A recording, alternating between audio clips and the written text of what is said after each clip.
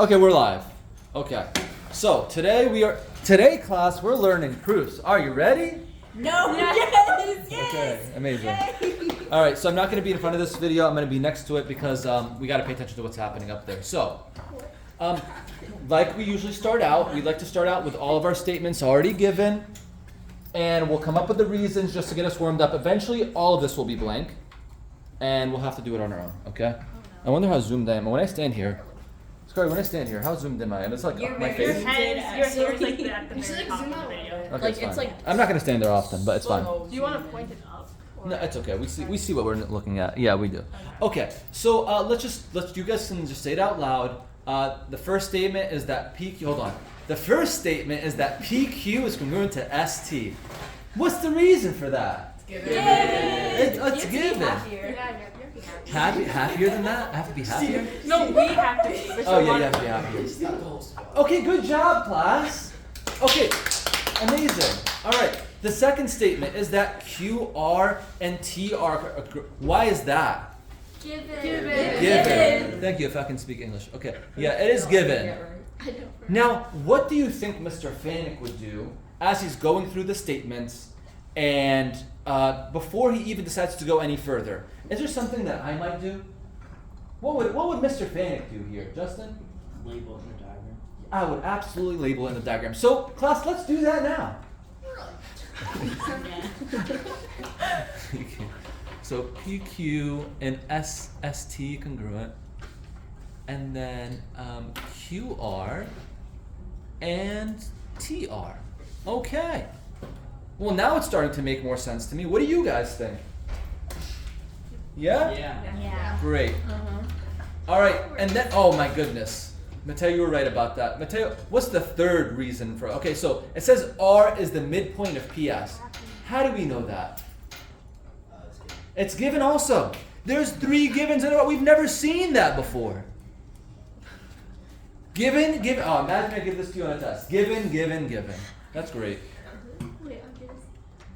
Okay, so the very next statement says that PR is congruent to SR. What the heck? How'd they get that information? Yeah. Side. No. Substitution. Transitive, I got something. perchance, yeah. I got that. You hit to say perchance. Definition of midpoint.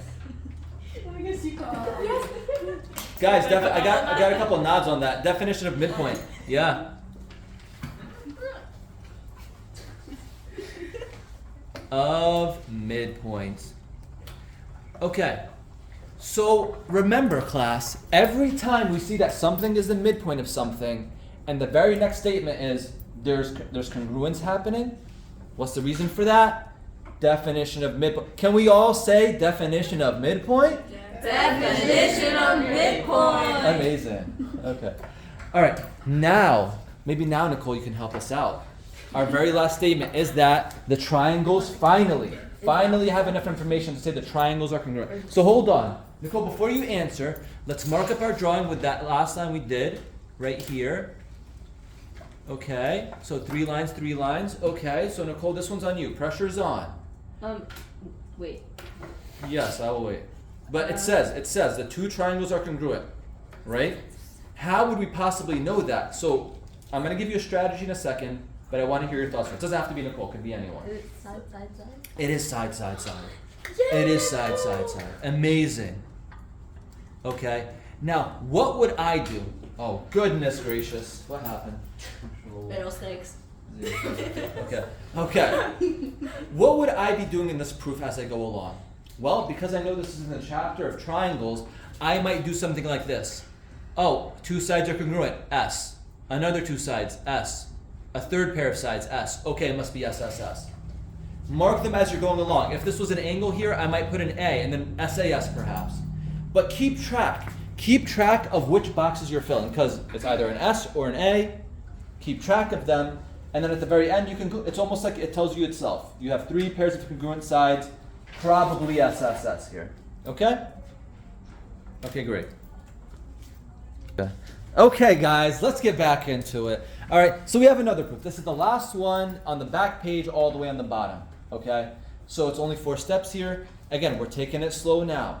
We have all the statements built in. In the future, you will have this side completely blank. So please try to understand everything now. So when we get to a completely blank proof, you're not so lost. Okay. So, very first step. Sorry, let me try that again. Very first statement. JM is congruent to LN. Class, how do we know that? Given. It's given. Amazing.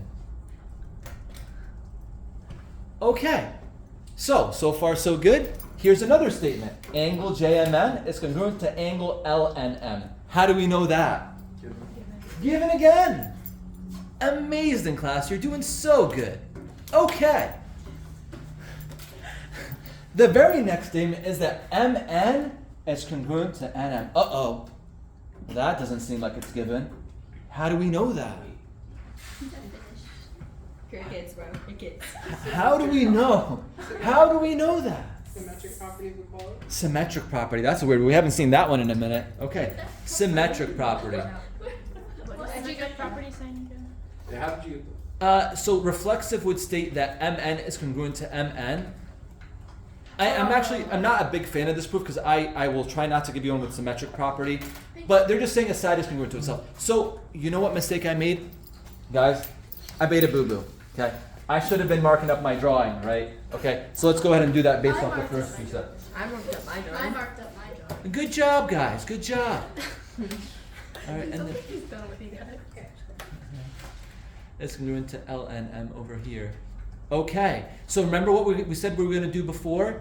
Put an S for this, put an A for that. Okay, Side angle. Side angle side. perhaps. That third reason is because of symmetric. So the last one, so here's another S here, Side angle.